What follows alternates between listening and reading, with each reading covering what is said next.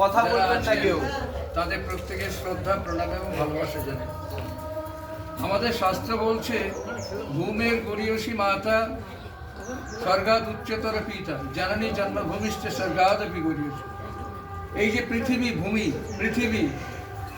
পৃথিবী থেকে শ্রেষ্ঠ হচ্ছেন মা, গর্ভধারিণী মা, আর স্বর্গের থেকে উচ্চ হচ্ছেন পিতা। আর জননী এবং জন্মভূমি, এই যে জন্মভূমিতে আমরা বসবাস করি, এ স্বর্গের থেকেও শ্রেষ্ঠ।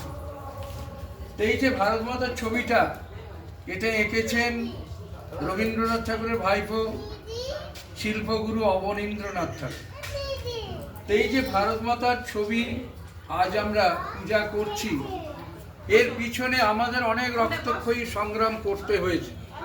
1757 খ্রিস্টাব্দের 23শে জুন নদিয়া জেলার পলাশীতে একটা আমবাগান ছিল। সেই আমবাগানে নবাব সিরাজদৌল্লার সৈন্যের সঙ্গে ইংরেজ সেনাপতি রবার্ট ক্লাইভের যুদ্ধ হয়েছিল। রবার্ট ক্লাইভ যুদ্ধের পরে দুই বাঙালি বীর সন্তান ছিলেন মীর মদন এবং মোহনলাল।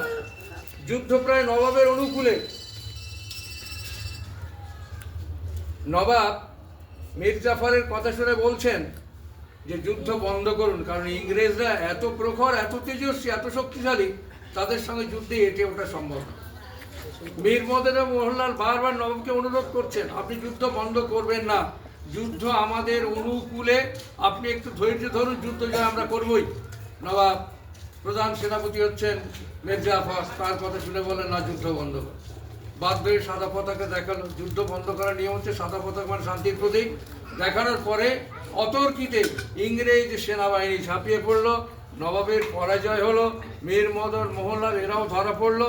নবাব তখন ছদ্মবেশে পালিয়ে যাচ্ছিলেন গঙ্গা নদী পার হয়ে। এমন সময় মীর জাফরের ছেলে মিরন নবাবকে চিনলেন তার পায়ের জুতো দেখে।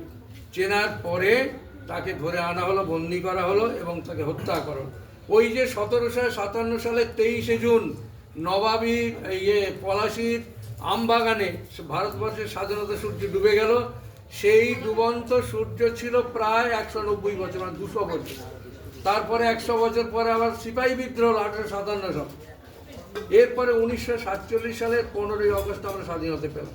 তাহলে 1757 আর 1947, 190 বছরের ব্যবধান। ইংরেজরা ছিল পররাজ্যগ্রাসী, সাম্রাজ্য লোভী, অত্যাচার, নিষ্ঠুর, নির্মম। তারা আমাদের উপর অনেক অত্যাচার করেছে, অনেক শোষণ করেছে এবং আমাদের দেশের মূল্যবান সমস্ত সম্পদ লুট করে নিয়ে চলে গেছে। তা সেই ইংরেজদের বিরুদ্ধে রুখে দাঁড়িয়েছিলেন ভারতবর্ষের মুষ্টিমেয় কিছু বীর দেশ হিতব্রতী শহীদ। প্রথম আমরা যে সমস্ত শহীদদের কথা জানি, আপনারা নাম শুনে থাকবেন যারা ইতিহাস পড়েছেন। মহারাজ নন্দকুমার, তিনি ইংরেজের বিরুদ্ধে প্রথম বিষোদ্গার উৎকীর্ণ করে বলেন যে এ দেশ আমাদের, স্বাধীনতা আমাদের জন্মগত অধিকার, আমরা এখানেই থাকবো, ইংরেজরা এখান থেকে চলে যাক। তাকে ইচ্ছা করে চক্রান্ত করে ফাঁসি দেওয়া হল। স্যার এলিজা ইম্পে তখন ছিলেন ভারতবর্ষের প্রধান সুপ্রিম কোর্টের বিচারপতি, ইংরেজদের বিচারপতি ইংরেজ স্যার এলিজা ইম্পে। তিনি ভুল বিচার করে মহারাজ নন্দকুমারকে ফাঁসিতে ঝুলিয়ে দিল। এরপর একের পর এক বিপ্লবী এসে তারা ফাঁসি কাস্তে ঝুলতে লাগে। অথচ তারা যে আন্দোলন করেছিলেন ইংরেজদের বিরুদ্ধে, সেটা তো অন্যায় না, অপরাধ না। কারণ দেশকে ভালোবাসা যদি অপরাধ হয়, তাহলে দেশকে না ভালোবাসাই ভালো।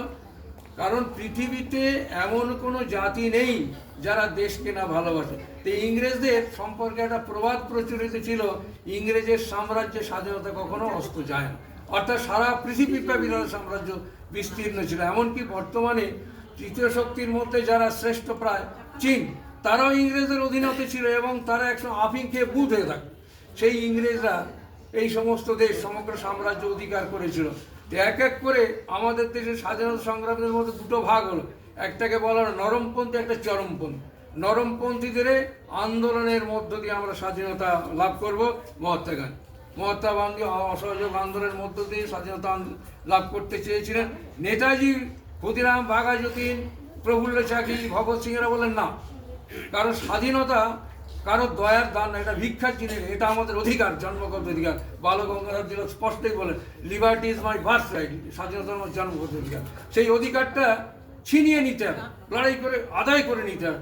সেই অধিকার ভিক্ষা করে চাওয়া যায় না বা পাওয়া যায় না। মহাত্মা গান্ধীর এই যে নরমপন্থী আন্দোলন, সেই আন্দোলনে অনেকে অংশগ্রহণ করেছিলেন, আমাদের মাতঙ্গিনী হাজরা আরও বহু, তারাও প্রাণ দিয়েছেন।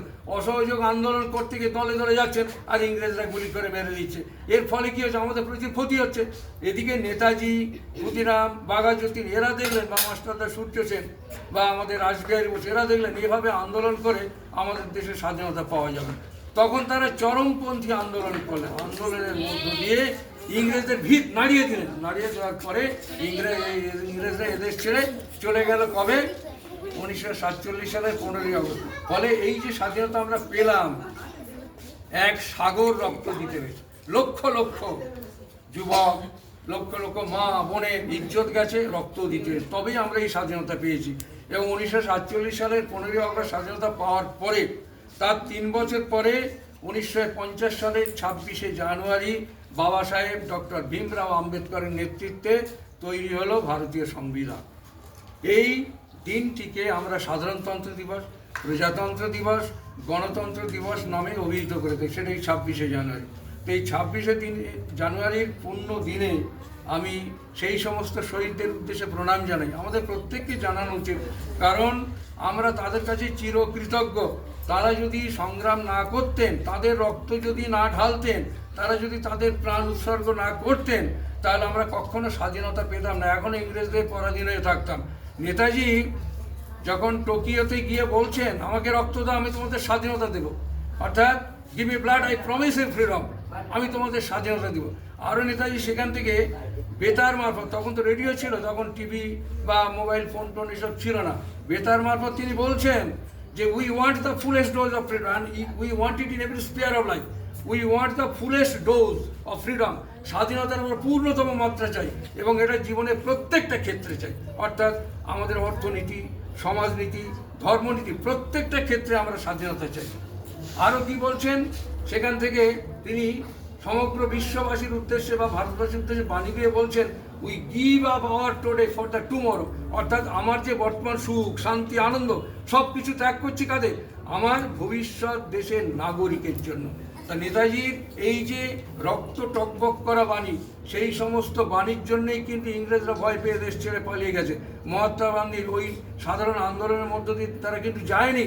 এবং স্বাধীন ভারতের প্রথম প্রধানমন্ত্রী জওহরলাল নেহরু, তিনি পার্লামেন্টে দাঁড়িয়ে ভাষণ দিচ্ছেন, তার ডিসকভারি অফ ইন্ডিয়া আমি পড়েছি, রক্ত টকবক করে উনি বলছেন if Netaji comes first on will shoot him. কেন?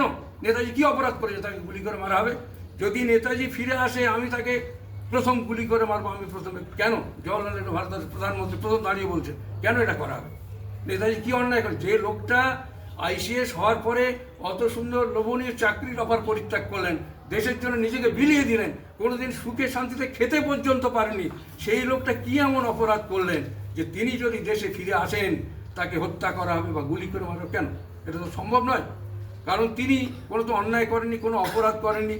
এবং পরবর্তীকালে সেই নেতাজির মূল্যায়ন আজও পর্যন্ত ঠিকমতো আমরা করতে পারি। যে নেতাজি আমাদের প্রাণ, আমাদের আত্মার আত্মীয়, যে নেতাজি আমাদের স্বাধীনতার সর্বশ্রেষ্ঠ সৈনিক, সেই নেতাজি সম্পর্কে আজ আমরা ঠিকমতো কিন্তু মূল্যায়ন করতে পারিনি, বুঝতেও পারিনি। কেননা তার যে সম্মান, সেই প্রাপ্য সম্মান আজ আমরা দিতে পারিনি। কারণ আমার তো মনে হয় দেশে যত স্বাধীনতা সংগ্রামী ছিলেন সবার থেকে শ্রেষ্ঠ হলেন সেই দেশ ও বরেণ্য নেতাজি। তিনি স্বামী বিবেকানন্দের মন্ত্র শিষ্য ছিলেন না, ভাব শিষ্য। স্বামী বিবেকানন্দের সেই যে মন্ত্রগুলো কিংবা বেদান্তের তত্ত্বগুলো উনি মনে প্রাণে মেনে চলতেন, অনুসরণ করতেন। উনিও মহাযোগী ছিলেন, কিন্তু দুঃখের বিষয় বিমান দুর্ঘটনায় তিনি মারা গেছেন। জাপানের রেনকোজি মন্দিরে তার চিতাভস্ম রাখা আছে। এইরূপ একটা হুজুগ তুলে তিনি যে কোথায় গেলেন এবং তার যে কি পরিণতি হলো আজ আমরা জানতেই পারলাম না। এর থেকে দুঃখ আমাদের আর কিছু নেই। যে লোকটি আমাদের জন্য সব কিছু দিলেন, তার জীবন, প্রাণ, মন সবই, তাকে নিয়ে কত কমিশন গঠিত, শাহনওয়াজ কমিশন, মুখার্জি কমিশন ইত্যাদি ইত্যাদি কমিশন গঠিত হলো, আজও পর্যন্ত তার পূর্ণ কোনো হিসাব আমরা পেলাম না, জানতেও পারলাম না তার পরিণতি কী হলো। তাই আজকের এই শুভ দিনের পুণ্যক্ষণে নেতাজি, ক্ষুদিরাম, বাঘাযতীন, প্রফুল্ল চাকি, রাসবিহারী বোস, বিনয় বাদল দীনের সবার প্রতি শ্রদ্ধা এবং প্রণাম জানিয়ে এবং ভারত মাতাকে প্রণাম জানিয়ে এবং সবাইকে নমস্কার জানিয়ে শেষ করি।